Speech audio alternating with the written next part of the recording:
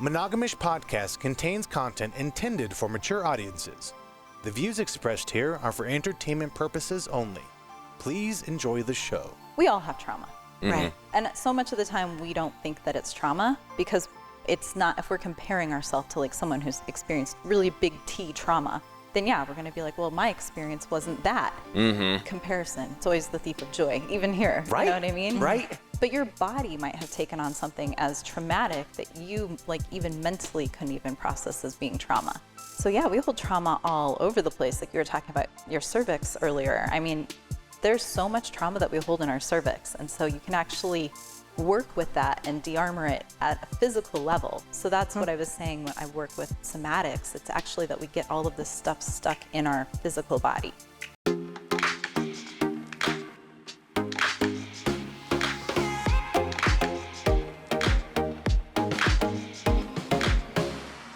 Hi, Ishes. We just wrapped up a new episode with Erin. Oh, yeah, you're going to love it. Sex therapist. The pleasure priestess. Oh, yes, I know. And what was her official title again? She's a love, sex, and relationship coach. Oh, yes. Oh, man, I love when we have professionals on here. And she had a lot of good advice and a lot of good insights from a lot of people that she's coached and helped out throughout her career. And it's really cool to actually hear her just kind of tell us everything that she knows. Oh, I know. Especially on our show. I know. You know, I thought she was just like for women, but you know, come to find out she does it for couples and everything too, which is like, that's and awesome. Men, individually. Yeah.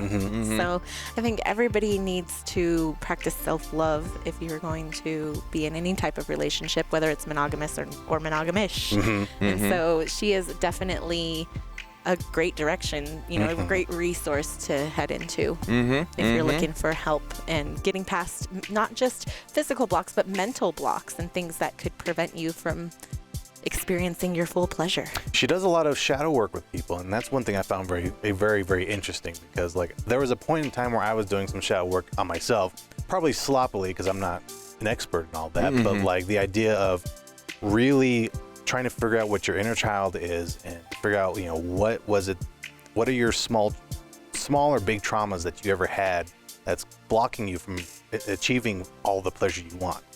Did you ever like figure that out?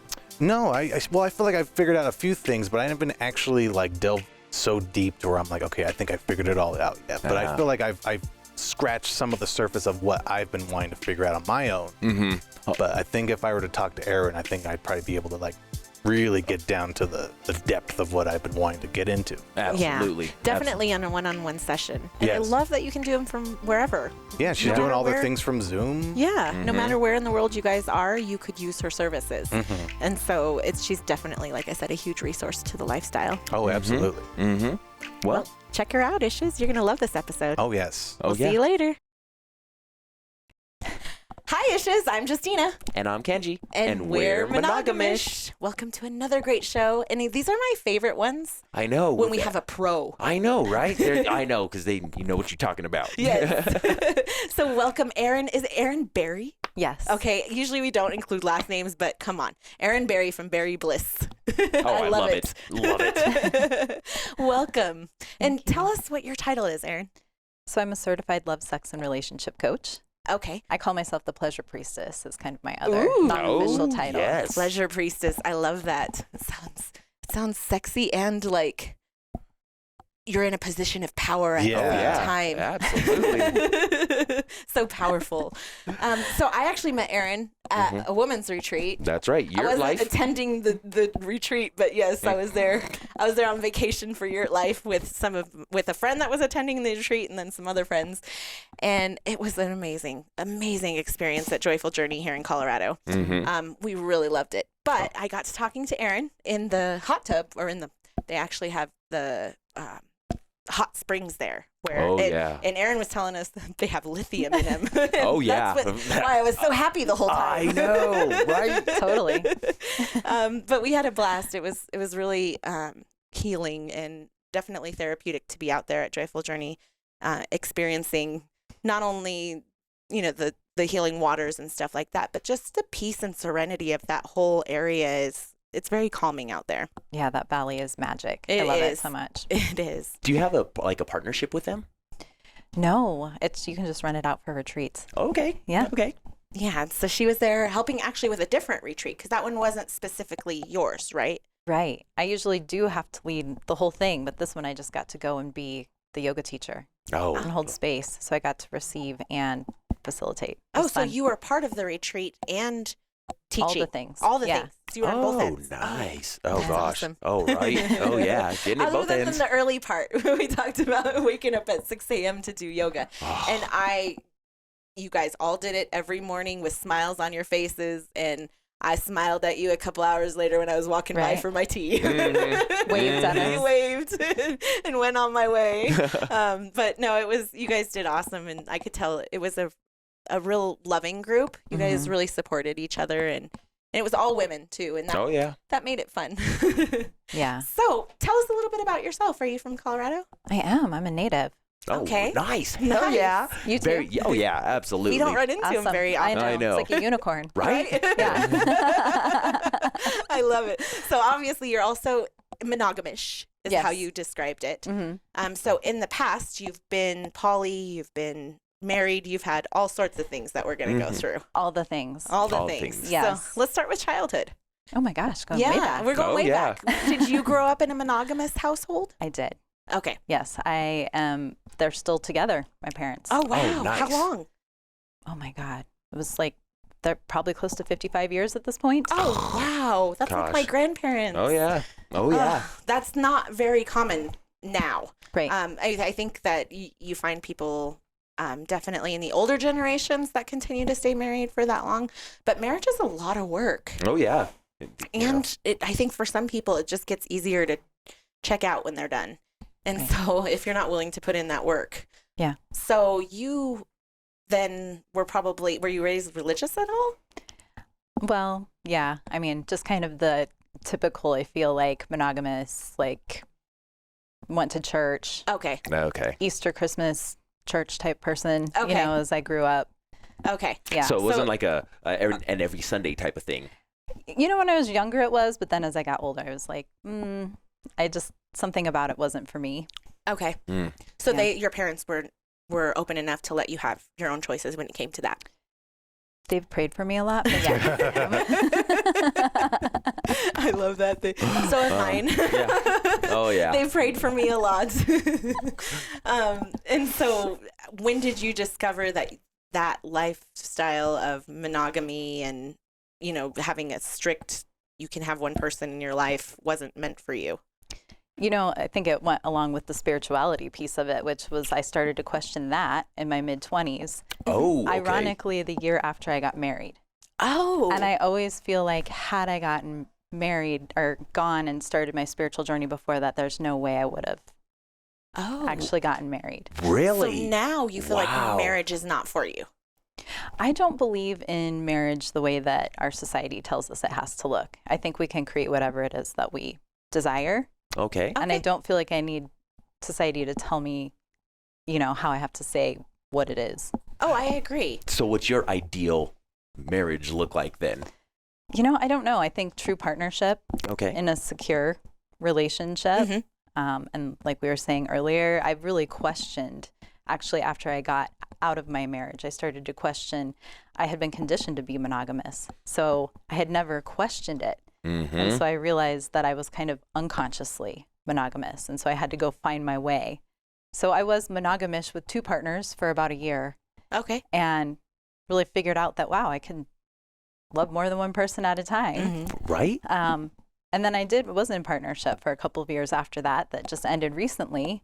But during this entire time, we've had our like ins and outs. And I've dated other people, and he really hasn't, but I have, you know. Mm-hmm. And basically, I'm just still trying to figure out like what my truth is, and I think it'll be a continuing journey.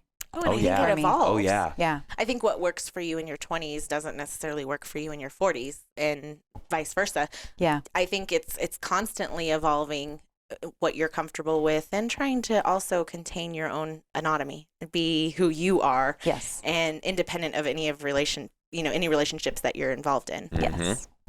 So the spiritual journey took you. You obviously were learning during marriage. Did you guys have infidelity issues in the marriage? We didn't actually, which Okay. is kind of crazy as far as I know. Okay. Like Okay. at one point I kind of asked him if something was going on and he denied it. So who knows? Right. And actually when I was getting ready to end my marriage, a friend dropped her big affair on me. And I kind of went, wait a minute. You have this like awesome partner who's super supportive of you, and here you are like off doing this. I'm the one that should be cheating if someone's gonna cheat. What? Oh, wow. Well, and honestly, nobody should have to cheat. She should have, if she had an awesome partner that was loving and supporting, and she had that conversation that she was looking, to add something else to her life, she should have been able to work something out that they both were comfortable with. Yes. I mean, I work with clients now who are, having affairs or thinking about having affairs. And one of the things that always comes up is that really it's not about the partner most of the time. Most of the time it's going back to their childhood wounds, the things they haven't healed, the needs they're still trying to meet, the cycles they're trying to complete is really what they're up to. And lack of conversation. Yeah. Communication. Yeah. So you are going on this journey, and then do you think what culminated in the end of your marriage? Oh, definitely. I think so many things did. Okay. Yeah. Oh. Because I started to wake up. I started to wake up to my true essence, who I was, what my beliefs were. And really, I'm a very spiritual person now, but it doesn't look like any other spirituality. It's right. I've taken from all different places to come up with what I believe. And so I feel like I'm doing the same in relationship. So I love yeah, that. I mean, there was a certain point where I looked at our relationship, and like I was kind of sharing before we went live. Yeah. But basically I just realized there was more. Like there was this intimacy that was missing that I just didn't have in my relationship, and it was not with the right person either. Actually, when we got divorced, we went to therapy a couple times, and the therapist in the third session. After divorce, you went to therapy, we thought about getting divorced, and then thought we should probably go through the motions of the things like separate to see if this is working out. Yeah. You don't want to feel like you walked away too soon. And 14 years is a long time. Yeah, well, 20 together, 14 married. Oh, wow. Oh, wow. 2 kids. So, all So you wanted to things. give it your best effort. Yeah. So we went to therapy, I think it was the third session, and I actually knew walking in this, there was just too much that would have to change. It actually wasn't even fair to ask that, and nor did I know or think he was capable of it. And really the therapist mid-sentence was like, I'm not a huge proponent for everyone staying married. I've thanked him several times since then. Oh, wow. that's amazing. Yeah. Because a lot of That kind of therapists don't, honesty. they'll try to like keep it going, Right. keep it going, Right. And so at least they were like, hey, third You guys session. don't make any sense. Yeah, you're good. Time to move on. Yeah, and your kids are resilient, which I'm grateful that we got divorced when they were younger. I think that actually was good for them. Yes, right? Oh, Yeah. gosh, I know. Because once you stay in that like bitter relationship for so long, it just, ugh. Well, and then you're modeling it for your kids. Exactly. Right. Yeah. Exactly. Do you think you guys were ever compatible? I think maybe in the beginning we were, but I think what's really interesting is as I've studied and learned about sexuality and Tantra, one of the things that we talk about a lot, and one of the questions I ask my clients is, did you ever like the way that your partner smelled? Because if you don't have that chemistry to start, you can't create it. You can get it back. Yeah, chemistry is not, you can't fake chemistry. Right, and I never liked the way he smelled. What? Yeah. Wow. Like, not even just after working a long day, but just in general. Yeah, kind of repulsed. Yeah. Wow. No, yeah. Oh, yeah, that's a huge red flag. How the hell did you get that far if you didn't like I the know, way he right? I smelled? was thinking the same 20 That's years. like one of my, like, if I meet somebody in the lifestyle and I get a bad smell from you, like, sometimes I can let it go and, get past it, but usually that's like, That's your can't. profile picture. Yes. From now on, every time I see you, I'm going to think of that funky Think smell. of that, and Totally. it's not a turn on. And so, how did you manage to marry a person that you couldn't even smell? I followed my conditioning. You Yeah. know? I did what I was wow. supposed to do. I married the stable, secure person that was going to support me. None of it was my truth or my life. So Yeah. I'm grateful for second chances. Oh my gosh, right? Second chance. Oh, there you go, Erin. There you go. Oh my gosh. Would you say, besides the spirituality, was it the lack of intimacy or the lack of type of intimacy that you were craving that was the main cause?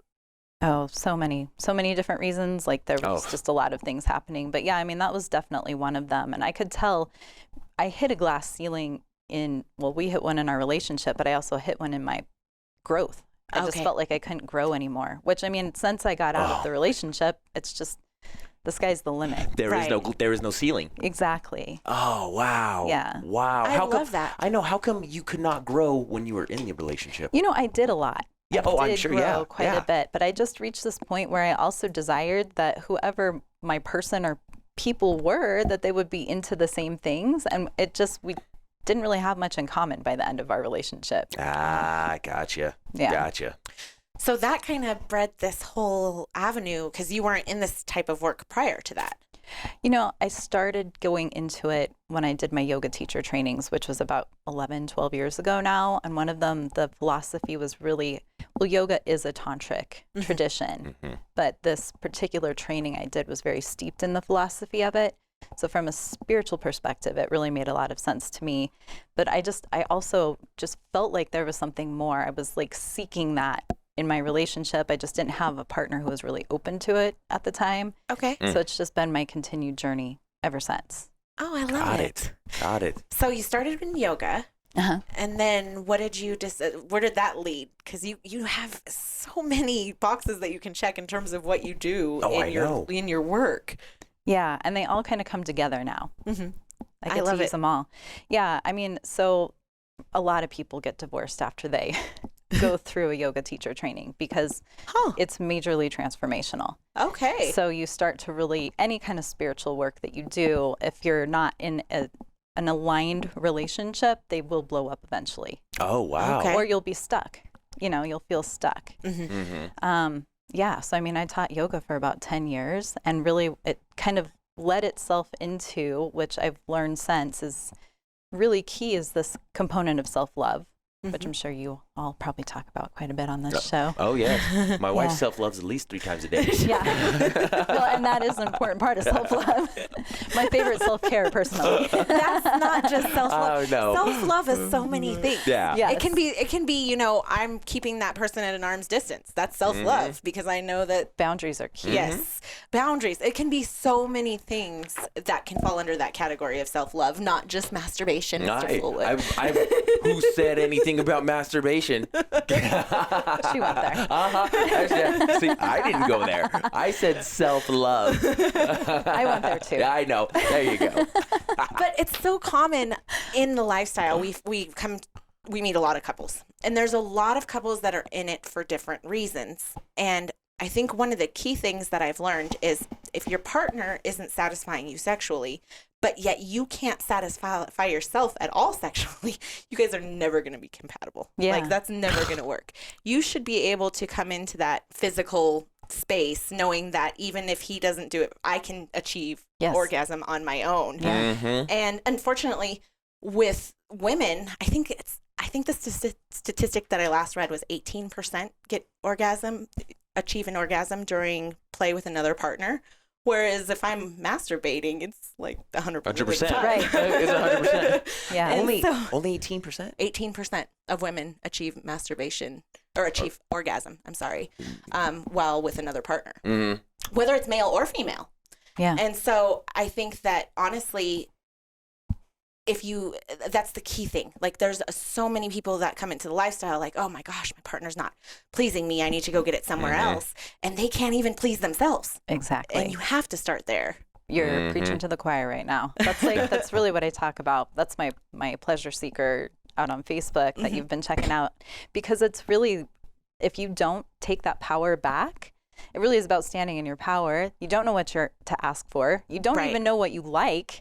Right? I mean, you can figure out many ways to have, and this is another part of that, is that orgasm doesn't always look the way that you think it does. Nope. Oh no. So we're told it's this peak experience, and you could be missing like hours of undulating orgasms and pleasure through your whole body if you have this idea of how it's supposed to look. Right. And so that's a part of that exploration. And so people get into their patterns with their pleasure. They think they suck at self-pleasuring, but they've never actually mixed it up.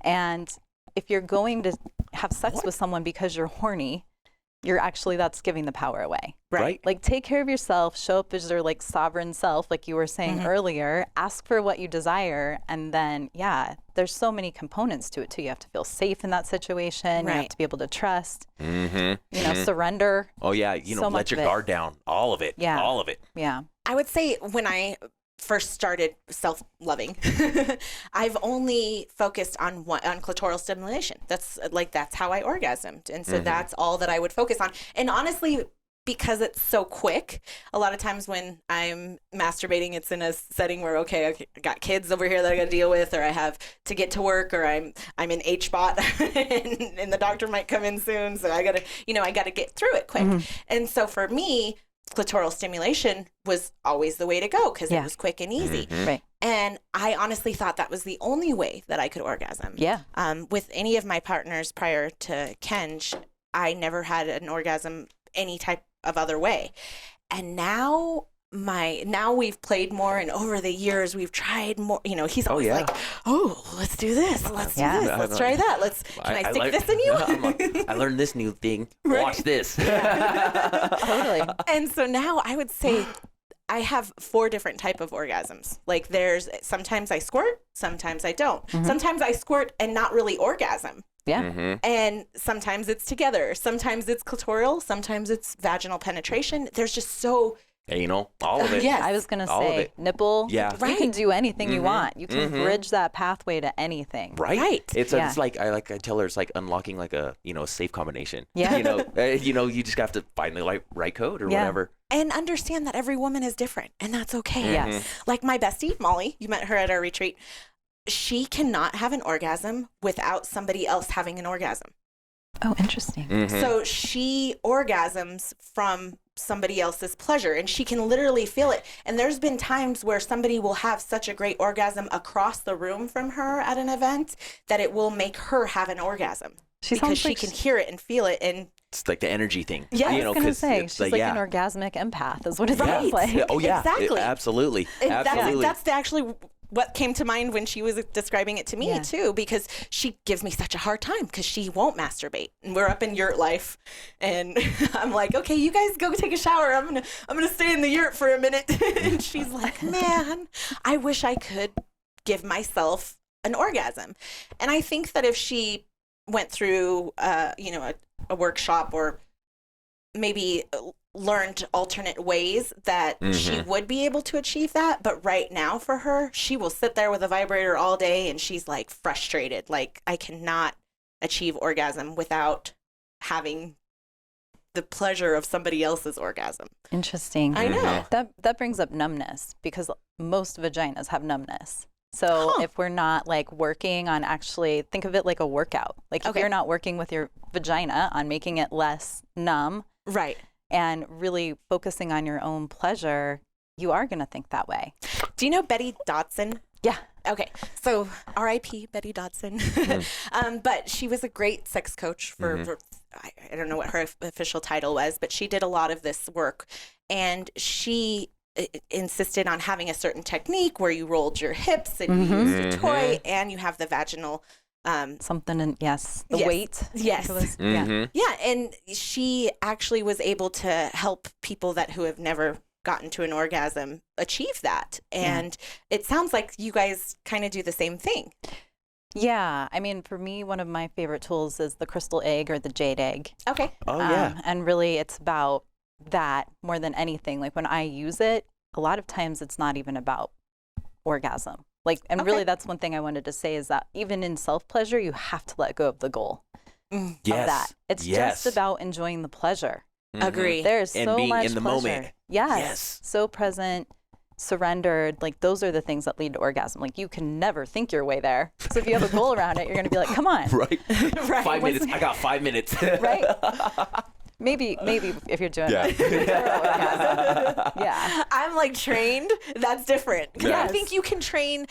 Well, from Yeah. So oh yeah. we had an eye-opening experience one time with Mistress Saskia. She came on our show, and she is a dominatrix. And she was telling us a story about a guy that was a dom, and his sub. They had such a relationship that he could say a word. Yeah. Like he didn't even have to be in the room with her. He could call her on the phone and say a word, and she would have an orgasm. Yeah. And it blew my mind. And then with him, we started using those techniques. And I think once you open up your mind to understand that you can orgasm without touching, without anything like that, it makes it so much easier just knowing that you can. Yeah. And there's been times where I love to suck dick. I'm not going to be shy of it. I love to suck dick. And there's times where I'll gag on him. And one time I did that and I had an orgasm. Yeah. Throatgasm. And I squirted. And I was like, I was so taken back. I was like, he looked at me and he's like, did you just?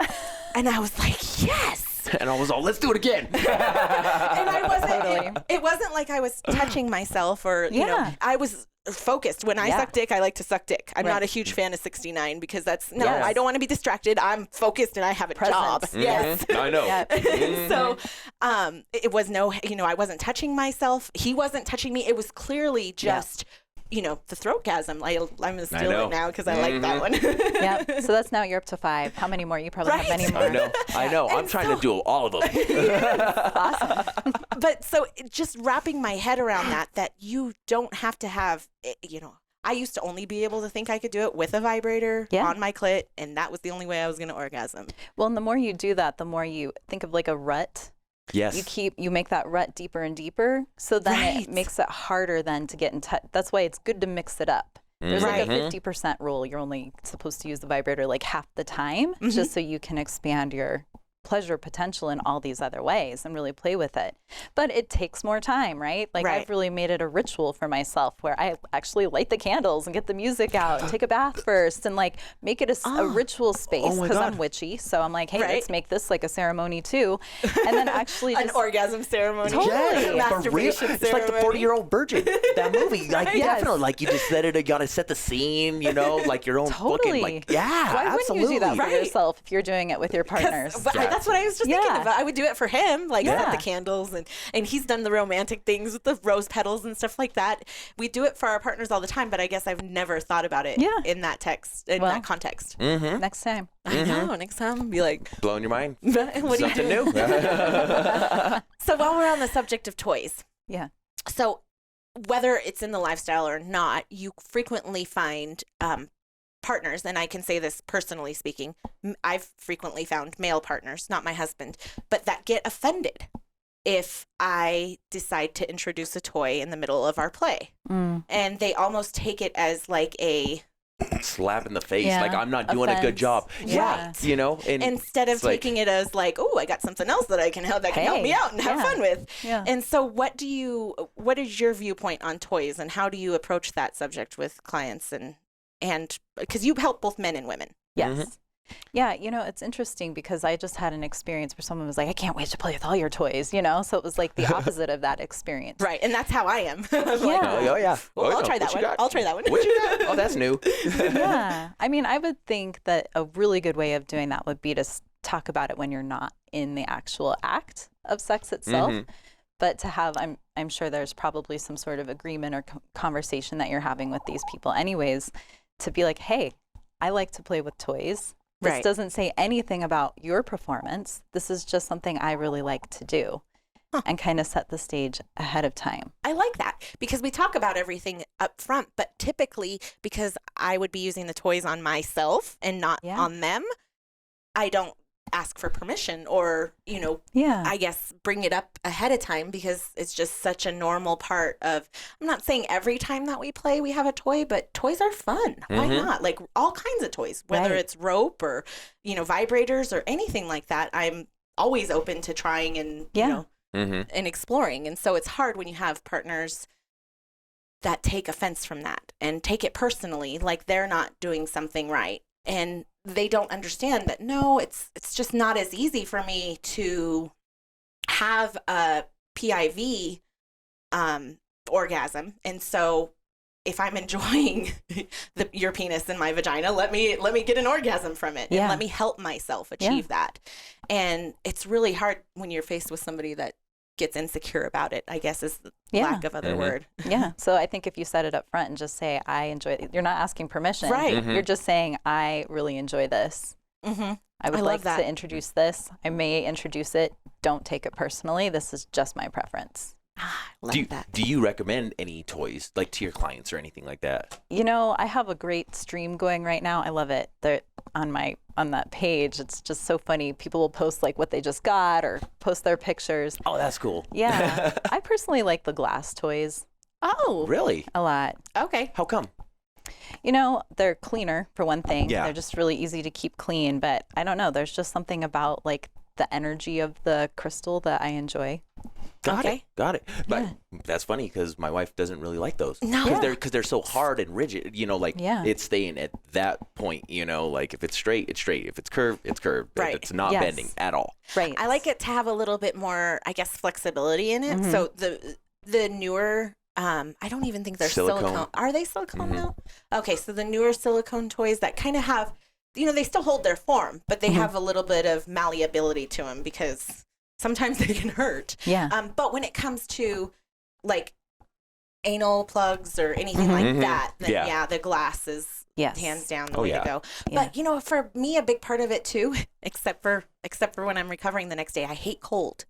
Oh, yeah. So you got to put it in like warm water water. first. And so that's my biggest issue with the glass ones is Yeah. that they're always like Unless- ice cold. He'll pull it out. Unless you're like prepping, Right. you know, and we never Yes. we never go into it like prepping for that. We're Right. just like, Yes. oh, let's try this. Let's do it. Right. And then I'm like,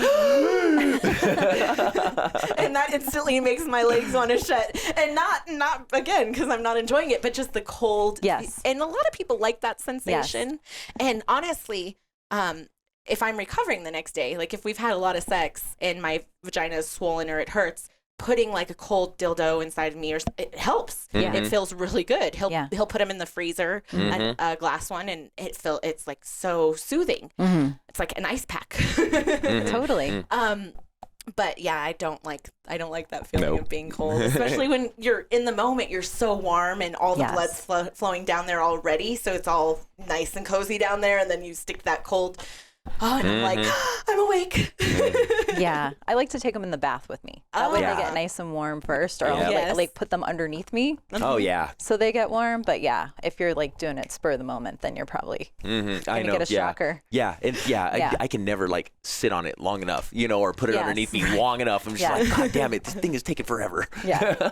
But recently, they've come out with some of the ones that suck more, and oh my God, those are life changing too, because it's a totally different sensation than the vibration, Yes. and it's gotten to the point where they got pretty good suction on some of those things. It's Yeah. like, oh wow, Some of them, huh? Yeah, you Other can- ones, Yeah. not so much. But that's why you get to try them out and see which ones you like. Right. Well, and the reason that they did that is because different parts of your body like different sensations. Mm-hmm. So, I love that. Like the vibration top of the clitoris, you know, on top of the hood, but then the suction works really well underneath that. Oh yeah. Yeah. So, Yeah. I gotta So- mix it up. So when you go through these, because you do workshops, you do all sorts of classes, and sometimes they're week long, or you know, I wanted to call it an excursion, but it's Retreat. Retreat. There you go. An It is an excursion. Oh yeah. So your retreats can be like a week long, and I thought when I first met you that you primarily only worked with women, but then when I checked out your website, no, you're helping both men and women. Now, is that just in a couple setting, or do you also help men with self-care? All the things. Really? Yeah. Okay. That's so interesting. Yeah. So is it more, take us through, like what one of your, Yeah. So, I mean, I do a lot of one-on-one coaching. okay. Okay. So then that way we're actually targeting exactly what's happening for you sexually and like what you want to work on. And it's not necessarily even sexual, like we were talking about earlier. I mean, a lot of times people are blocked in their pleasure because there's a part of their inner child running it. So we do a lot of deep healing work around parents, childhood, worthiness, deservingness. Like so many things can block our pleasure. It sounds like a lot of shadow work too. Yeah. Okay. Yeah, totally. Yeah. Yeah. I know. I He know. knows the words. He knows. Yeah. Yeah. And then whatever that they want to work on, we can recreate a sexual story. We can do a lot of work, especially with women. I do a lot of work around orgasmic reclamation and then actually mastering it and expanding it, because we do have such a narrow idea of what orgasm and pleasure is supposed to be. Oh. Yeah. And then I do work with couples as well, one-on-one. actually guiding them through tantric practices. This is all via Zoom. Okay. It's easier to do via Zoom. Okay. And then, I've got workshops coming up where actually we are going to do like a guided, I've done these before. I love them. I realize that there's like 50 people on these calls masturbating while I'm guiding them, and nothing brings me more joy. You know? Group masturbation is a big part of this healing. And also, I think for women at least, just being in that setting where a lot of times you're fully naked and being able to look around and be like, oh, because we're so critical of ourselves. Yeah. We're so critical of our bodies. We're so critical of our vulvas and the way that they look. And Yes. is mine normal? Is it not? Am I, we're ashamed of the way how a lot of women, I think in general, hold that shame and don't really understand that just because they're different doesn't mean that it's wrong. So many people think, especially if they're watching a lot of porn or something, that something is wrong with the way their labia looks because it's not like that. But we're all so different. Right. That's another part of self-love. Yeah. You know? So Absolutely. actually, like pussy gazing, I love talking about pussy wisdom. It's one of my favorite things, you know? It's like our superpower. It's our intuition. If we're really honed in on that, then we have our yes, our no, our maybe. Like we can actually know everything we need to know from pussy. Really? Yeah. Pussy wisdom. Pussy wisdom. So elaborate. Yeah, it's basically just spending more quality time getting to know pussy and actually having opening communication. This sounds like it's right up Mr. Fuller's Oh, alley. gosh. Dude, I'm right there. I'm taking notes. He's like, I already have communication. We're good. Hey. He's like, I'll learn about your pussy and your pussy and your pussy. All of them. All of them. All of them. The pussy whisperer. Don't you tell me it was a good time. That's awesome. Yeah. So, I mean, really, it's like learning how she communicates and then actually listening to that wisdom so much of the time. Like last night, I was getting a pussy massage and my partner was like, went too fast. And I was like, whoa, can you back up and actually wait for her to pull you in? Like you just went right in and didn't ask for that like invitation. So like, and I could like feel, she was like, whoa, what the hell just happened? Like, that was too fast. You know what I mean? Yeah. It gets sensitive. Yeah. He's guilty of that once in a while. Absolutely. Sometimes I'll have an orgasm and he's so excited that he's ready for me to go right into another one. And I'm like, whoa. Pump the brakes. Hold on a minute. I'm still so sensitive. I need a breather. Yes. Yeah, absolutely. And other times I can go right through and like back to back to back. Yeah. But it's all about my The body moment. in that moment. Yep. Yeah. Yeah. Yep. So you do group masturbation via Zoom. Yep. So is everybody on the screen looking at all these different pussies, or like I want a screenshot? I know.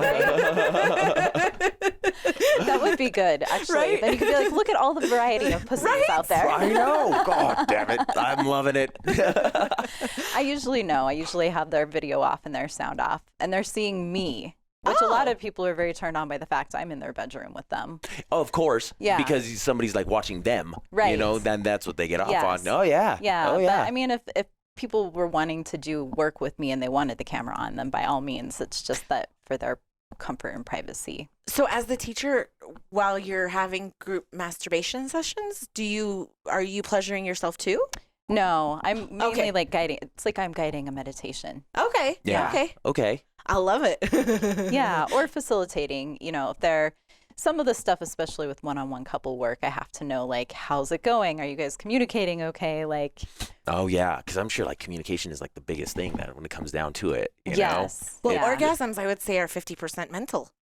Like if your head isn't in the right space, there's no way that know? Oh, absolutely. your vagina is going to be in the right space. Absolutely. But yeah. Or you your know, dick. Yeah, exactly. Right. For men, too. Men too. Right. Yeah, absolutely. Like it's, and I feel like the pressure is more on, especially in the lifestyle, for men, because it's very clear. If you're not getting hard, I know it. Right. And then instantly, as women, we tend to think, "What am I doing wrong here?" Yeah. What I thought you were attracted to me. What is it me? And we go through this whole scenario in our head when really for guys, a lot of time it's just something's not right and something's mentally blocking them from being able to get hard, and it has nothing to do with their attraction to you or them wanting this. They're in the bedroom, they want it. Right. It's just in that moment something is blocking them from being able to achieve an erect penis. Yeah. I mean, it goes back to what we were talking about earlier. You can't think your way into an orgasm. That's You right. can't think your way into a hard-on. But then you can if you're trained. Because then, Well, yes, you know what I that's mean? true. That's crazy. If you trained your mind enough to know, okay, I'm in a safe spot and this is what I want, and I'm with my partner and my partner says the magic word and I have an orgasm, woo, Right. I'm all on board. Yeah. But in the same time, if you don't have that mind-body connection, you're not going to enjoy it and you're not going to achieve orgasm. Right. And so when you were working with men, since you don't have those same anatomy, how do you coach them through things? Well, I'm not really coaching anyone on how to pleasure themselves. Okay. It's more about, because it's tantric work that I do, it's more about the energy and the breath work. The breath work. Yeah. Okay. So I am directing where people are sending it, how they're breathing, and how they're using it that way to create more pleasure. Oh, So, yeah, I don't actually have to have the part. I mean, I've played with a lot of them, so. But everyone's so different there as well. But absolutely. for me, really, I think one of the most important things is actually empowering people to figure out how to pleasure themselves. Because what happens is if I put myself in that position, then they think they can't do it on their own. Then they give me the power. It's no different than giving another partner the power. Huh. So, Yeah. I see that. You're just replacing. Exactly. That's all it is, you know? Right. Yeah. So I would say I'm empowering people to figure out how to pleasure themselves. I can't tell them what's going to light them up. I mean, crap, every time I go to do it, I'm like, wow, I just discovered something new that only I could discover through the space and time of my own discovery. Right. And your orgasm is just about you. Yeah. It's only your thing. Like, you can't give me one. Well, yes and no. But, like you can't, I have to be there. Right. Mentally, Yes. you have to be present. Yeah. And so when you're working with these couples, or even individuals, do you find that they're stuck in a place, not necessarily just from childhood issues or things brought up, but also trauma? Oh, completely. Okay. Yeah. Oh, yeah. man. A lot of times, like, even if we don't, I just had this conversation the other day, we all have trauma. Right. And so much of the time we don't think that it's trauma because it's not, if we're comparing ourselves to like someone who's experienced really big T trauma, then yeah, we're going to be like, well, my experience wasn't that.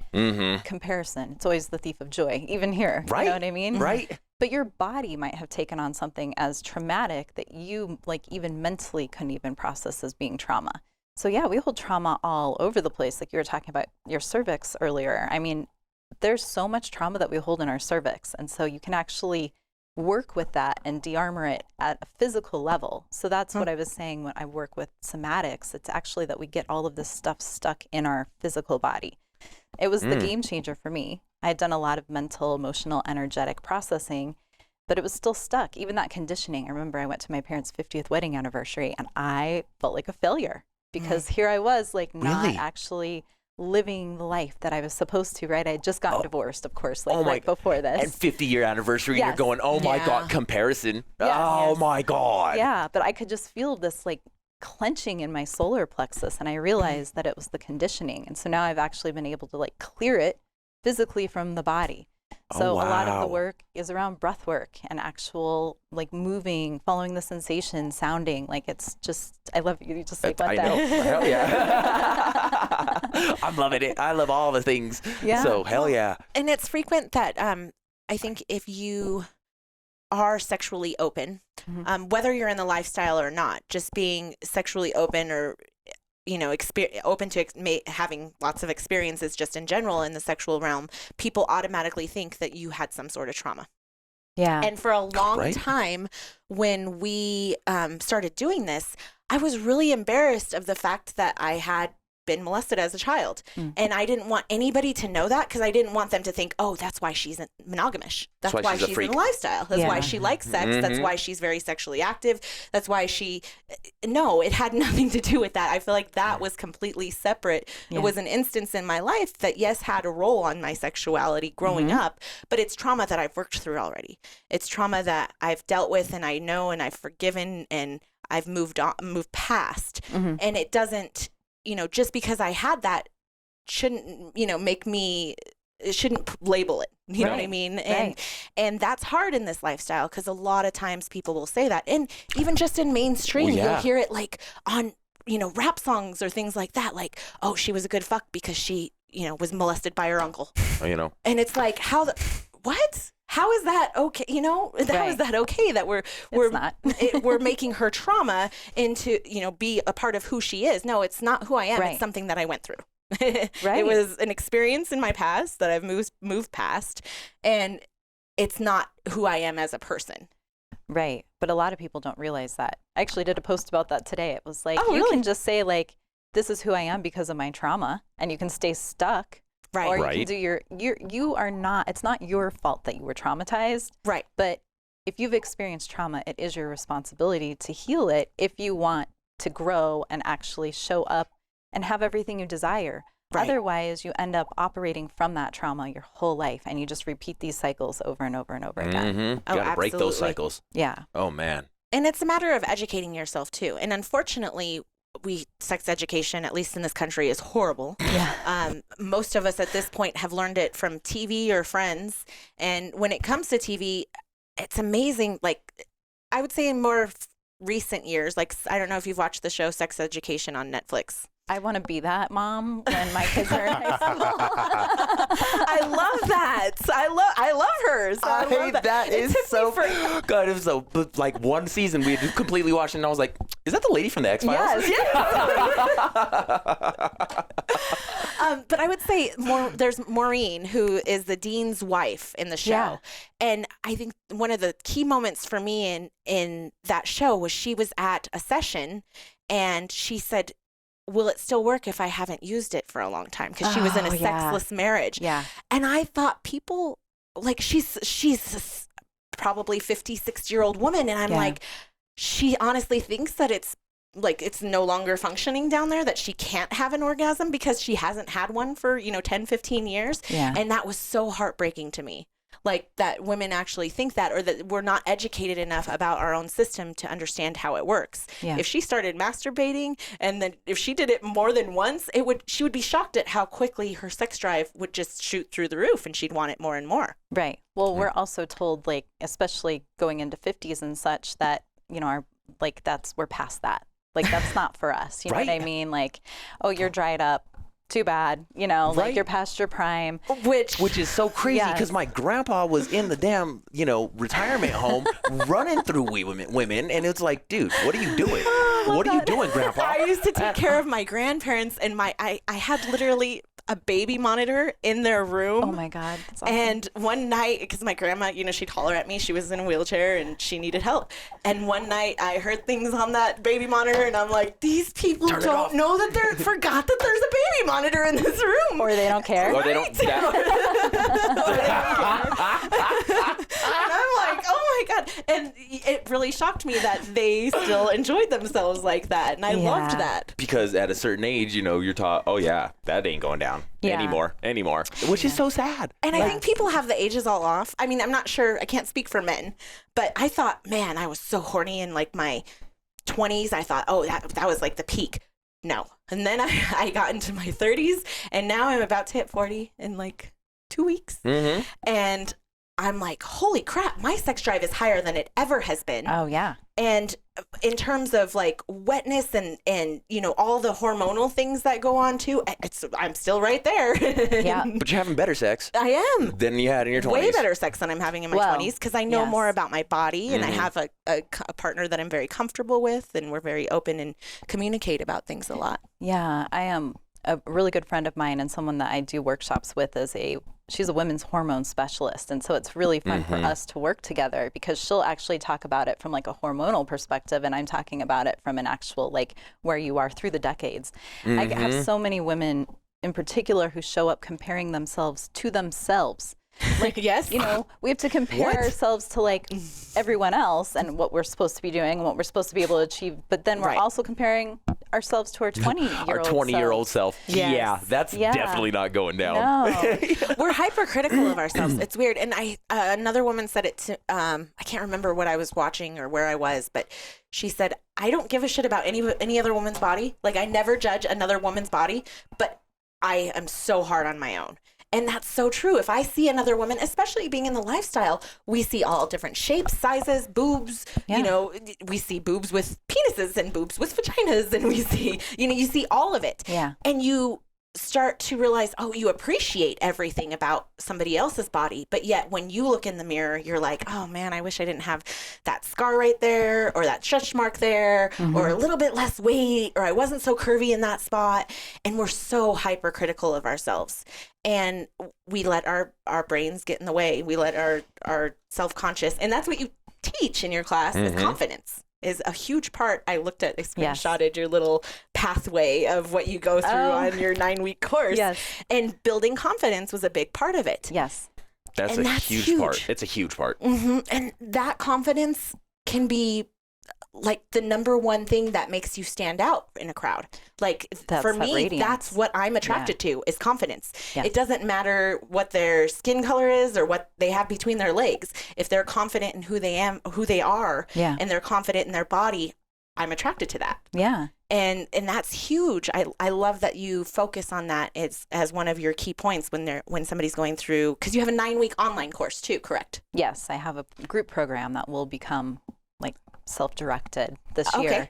Oh, wow. But it's called Journey to Radiance, and really what it's about is that we're trying to be confident and radiant from like the outside in, and that's not actually the way that it works. No, you got to be confident on the inside and express it outward. And that's where radiance comes from. That's where we ooze our special sauce from, you know? I love it. I'm going to use that one. She got the throatgasm. She got to do that. Dripping. Right? My word of the year is juicy, so I'm all about this kind of stuff. That's her nickname. That's my nickname. Juicy. Of course. That's why we're having this conversation right now. I love it. Oh, man. So walk us through what somebody would learn in your 9-week course then. Yeah, I mean, a lot of it starts with what we were just talking about, which is about learning where you have where you're operating from patterns. Or stories that aren't your story. Like basically all of us were told things about ourselves that aren't true, but at some point we decided to believe them, and now we validate them with everything that we go through. So it's actually looking at those is mainly the first phase. And then we talk about setting boundaries, actually like learning who the heck we are and what it is that we care about and what's important to us, and then like setting those boundaries, because so many of us don't even have boundaries. Right. Or we don't hold them if we do. And then there's this whole component of actually feeling worthy and deserving of what you desire, which is a really big part of this. So many people conceptually know they want something and they can't create it. And it's because they have this little story running in the background saying, I'm not good enough, I'm not worthy, I'm not deserving. So it's helping to clear those blocks. And then actually working with identities to move into your radiance. Like, who do you want to be? Do you want to be, like, for me, this is the year of the Empress. I'm like, oh, I'm an Empress now. You went from Priestess to Empress now? There was Queen in there, too. Goddess. And I'm she all checks of them. all the boxes. Yes. All of them. All of them. Empress just felt like it was like everything's under that umbrella. Hell yeah. I love it. Yeah. Yeah, so people really walk away feeling like, and for right now, that's a women's course, but they walk away feeling, and people have said, my friends are like, oh my God, you look different by the end of this program, because they're actually clearing all that stuff and able to ooze the radiance. Oh, dripping. Special sauce everywhere. All the things. So you have a huge event coming up in Costa Rica this year. You want to tell us about what that is? Yeah, so it's been 2 years in the making. I was supposed to leave the week after everything shut down during COVID. So I've been waiting very patiently. So you had to postpone it. It is 2 years, right? 2 years. Well, three. You know, because you sign a contract and then market and then all the things. Oh, yeah. Oh, my gosh. Yeah. Oh, my gosh. So it's April 2nd through 9th, and that is actually in Nosara, Costa Rica. And it really started as a yoga and healing retreat. So, but it's going to have more of the somatic work now that I've been talking about, and breath work, and there will be connection, and I'm going to introduce some of these tantric philosophies and principles to everyone that's there, and just make it this grounded retreat in juiciness. I know. It sounds amazing. There's yoga, and vegan food is included in 3 meals a day. It sounds like it's a very cleansing and healing. It's definitely going to be healing for sure. And relaxing. Yes. And relaxing. No 6 o'clock yoga? No. Nope. And actually, my friend is coming up every day to teach. He actually used to own a bunch of studios here, Patrick Harrington. Oh, yes. I see him on your website. Yeah. And he's one of my mentors and friend. And I used to love his class when he was here. And so I feel very lucky to have his presence on the retreat, but then also to take his yoga. And the yoga is going to be at like 9 o'clock in the morning. No 6 o'clock start. Hell yeah. There you See the go. sunrise first. Yeah, right? Oh, God, especially in Costa Rica. I know. Oh, my God. I know. Such a beautiful setting. I know. And you should see, I didn't show you pictures, but it's like in the trees. Like you're in an open. Yeah, don't show me that because it makes me want to go there. I don't want to call it a cabana, but it's like an open. They call it a shala, but it's the yoga studio is actually up above the jungle canopy and it overlooks the ocean. So sunsets every night from the yoga shala. Oh my God. Yeah, it looks really nice. Such a gorgeous place. It looks really, really nice. Are we going? Are you taking it? So is it for couples, individuals, men and women? How does that work? All the things. All the things. Yeah. So part of when initially it was going to be over the equinox, the spring equinox, which is still very close to, which is all about balance. Okay. And so one of the things that I do a lot of work with as well is the masculine and the feminine. And so actually balancing those qualities. So yes, I would like some more men on this retreat to help balance that container for sure. Okay. Oh, I love it. Or masculine energy, because that doesn't necessarily mean that you're in a male body. Right. Yeah. Yes, absolutely. We know. Yeah, I feel like that. when I was working full time and out of the house, I ran my own insurance agency, and so for several years I was outside of the. He was the stay at home. He was a kept man. I feel like I held a lot more masculine energy, and also just because of the field I was in. I was in insurance, which was primarily 50-year-old white guys that were all my colleagues, 50-year-old plus white guys that were all my colleagues. And so you felt like you had to hold that energy to be amongst the men and to play in the same field. And so now I feel like just living at home with 6 men, because we have 5 teenage boys, I'm surrounded by so much masculine energy that my one break, all I want is like, let me go find my girlfriend or Drew and let me be around a little bit of feminine energy for some time because I need a break from that. And I need that, having 6 men in the house is a lot of testosterone. Let me tell you, it's a lot of not getting my way for sure.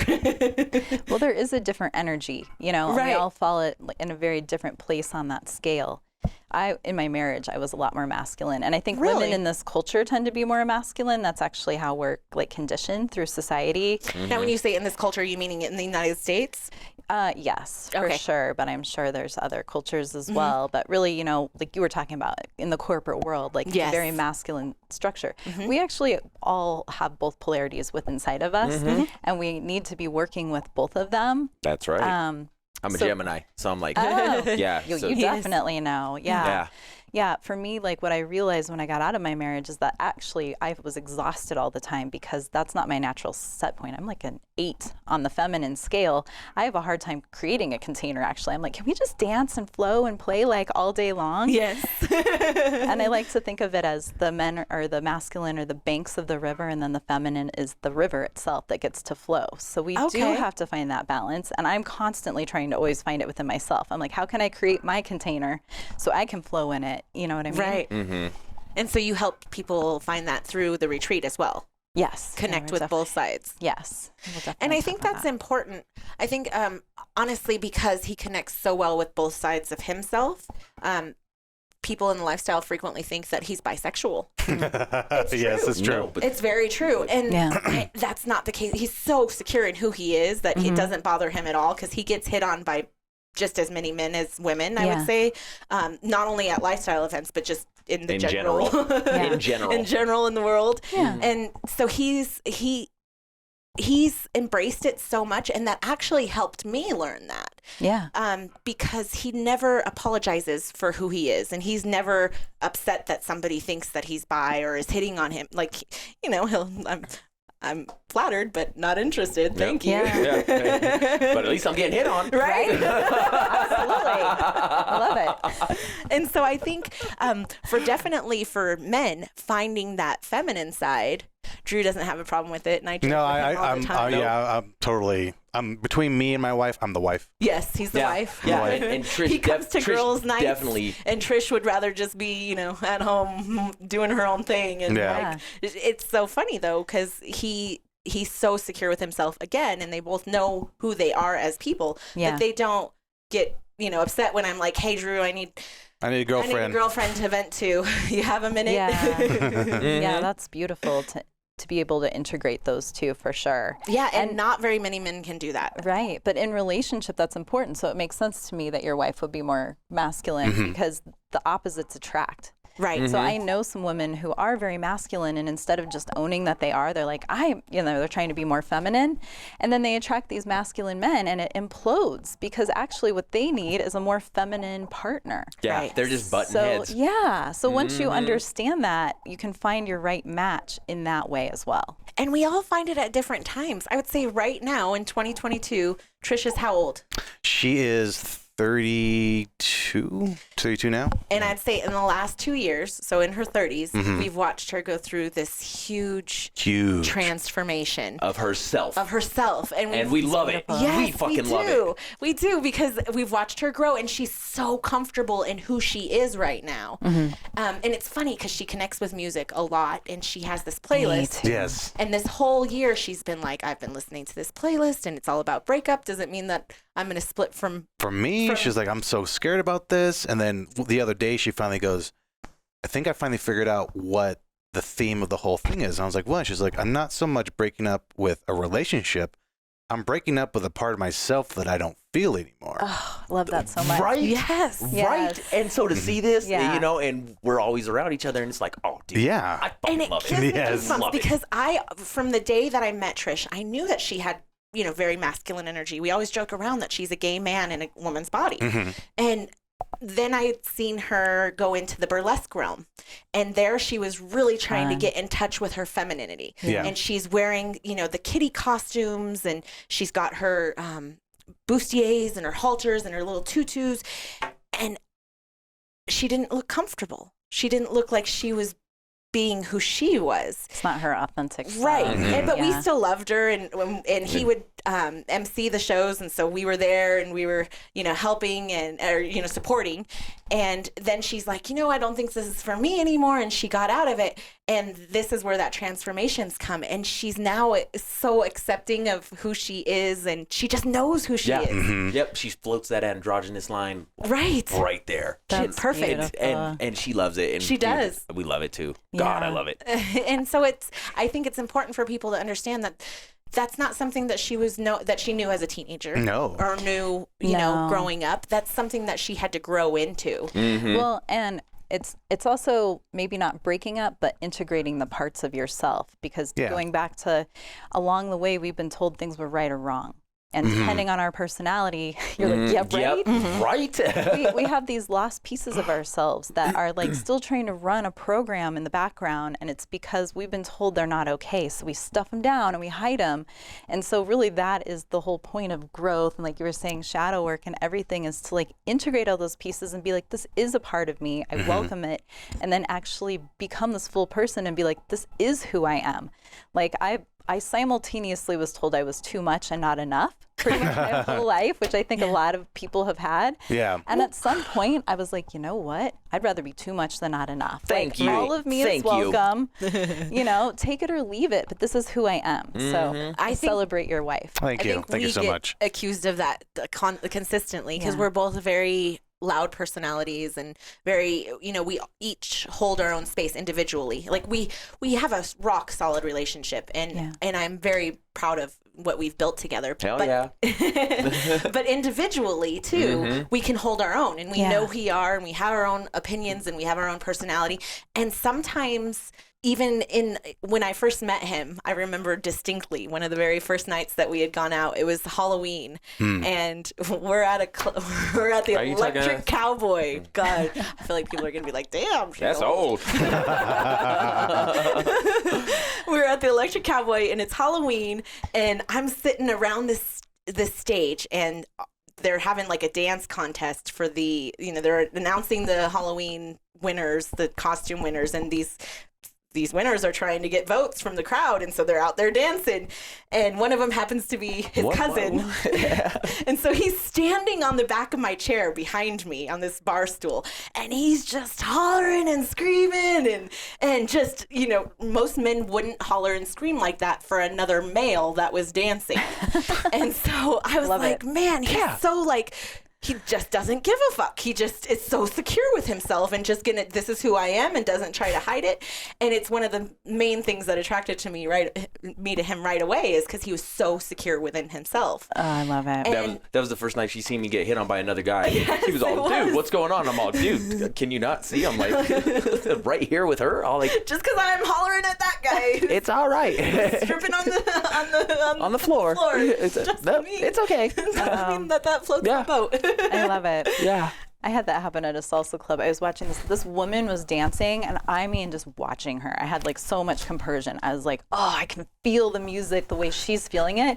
She looked at me like, what? Are you gonna, like, she would start to puff up, like, fight me, you know? And I was like, I am just in so much joy watching you. We ended up dancing together. I was like, so it's that like compersion for like seeing people like in their pleasure, honestly. That's what I was watching. Yes. I was just like, oh, I can feel it through you. It was so amazing. That compersion is it's in the lifestyle in so many levels too, because we run into men who have their nails painted, or that wear skirts, or, you know, that they're just okay. They're just so okay with being who they want to be, and they don't have any apologies for it.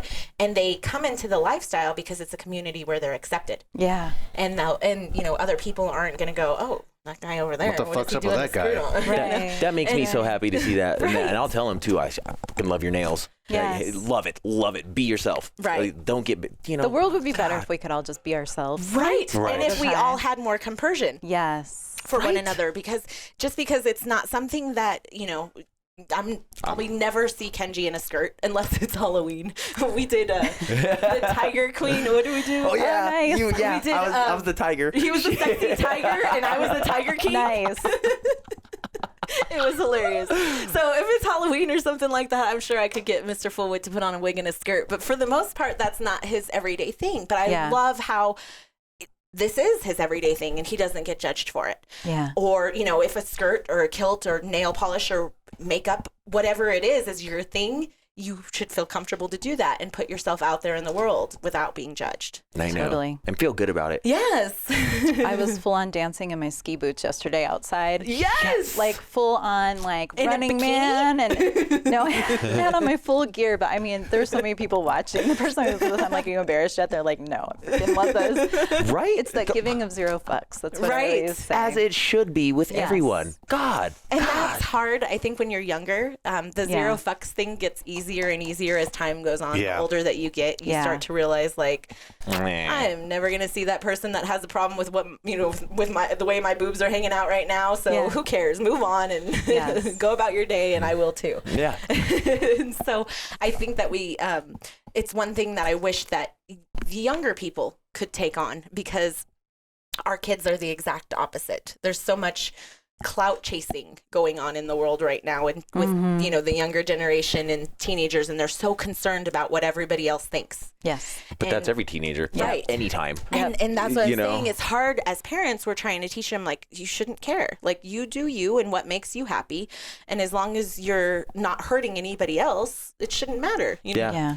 We have one son out of all five who does the exact, like, what we preach, you know? Yeah. And he's the weird one. Of course, he's the middle one. He is. You know, but he does everything. Yeah, but he does everything that we preach. We're just like, dude, you're so weird. And you're so, but we're all weird, you know? And that's what we do. We're all weird in our own, wonderful way, you know? So just be you. And he's just like, yep, gotcha. He is. But then the other four, they're like, oh, I got to get this hoodie because my friends like that, or Yeah. I I got gotta to be in this new style or whatever, you know, listen to this music or whatever, you know, because our friends are doing it. He's just like, what is that? I don't even like that. So I like parents, this. I would say it's one of the hardest things to teach. I agree. Is Autonomy. and Not giving a fuck. not giving a fuck. And he's if anybody's a good teacher, yeah, I got one right here. Absolutely. And so I think, I just think the world would be better. It would be less judgmental and more loving and overall if we just didn't give a fuck what anybody else thought. It takes time. I was on another podcast and we were talking about that because that's one of my favorite sayings. And really where I landed is when you start giving a fuck about yourself, you stop giving a fuck about what other people think. And you attract the people who give a fuck about you to you. God damn it, Erin, you said 3 fucking things today that we're going to take from you. Jesus Christ, I love you. You know, and I've struggled with that even recently. So it's funny because we decided that we were going to go down this route and do the podcast. And so, of course, we told my dad and his wife. We told my parents, and because we wanted them to find out from us that we were in the lifestyle, you know, and that we were doing this, and not find out, you know, when they randomly turn on our YouTube. Right. And so we had this conversation with them, and it didn't go horribly, but it didn't go as well as I had hoped. And now we're moving into a phase where I don't really have a great bond with them anymore. We don't really.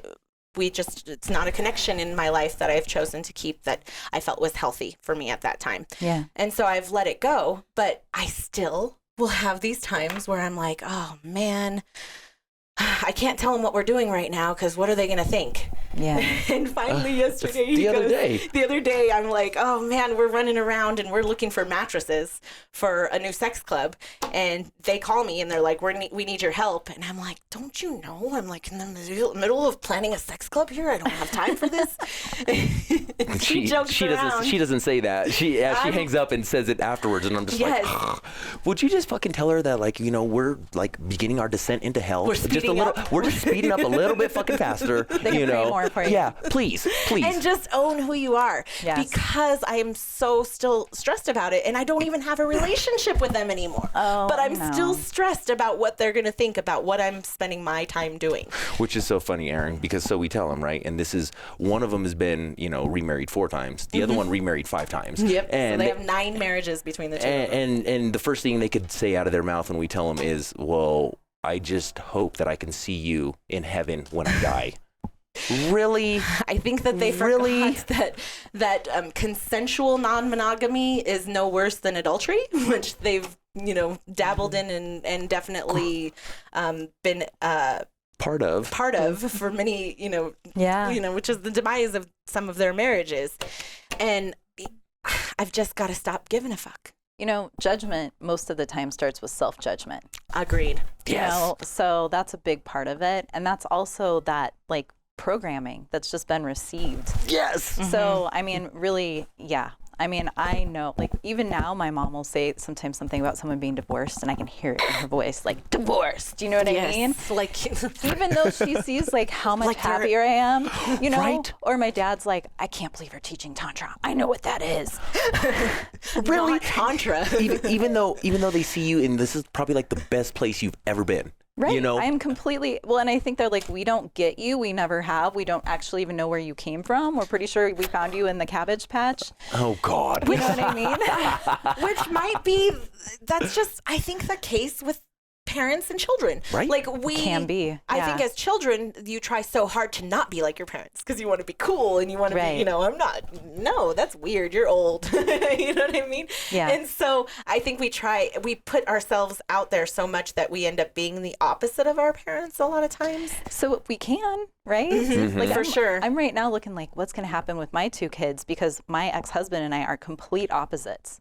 So I cannot wait to see what happens here. Will they be in the middle? Will one go one direction? One will go the other? Like, what are they going to take on both of your, you know? Right. And like, it's so different. Right. Oh, gosh. Oh, my gosh. Absolutely. And you have 2, you said, right? 2, yeah. What are their ages? 9 and 12. Oh, yeah. Yeah. Oh, yeah. So you're still like, yeah. Oh, wow. And yeah, that's cool. Over time, I've realized that no matter what they choose, as long as it's not hurting them or somebody else, again, I'm going to support it.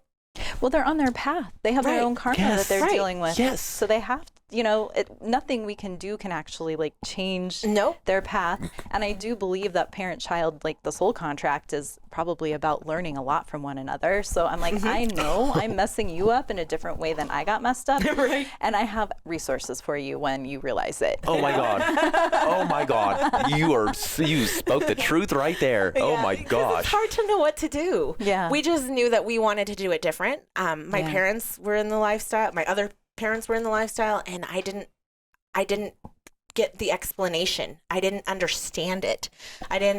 I never got told, you can love more than one person, or I have feelings for him, or it's not like, for me, it was just the horrible boyfriend that I couldn't stand that was living in our house and ruining my life. Yeah.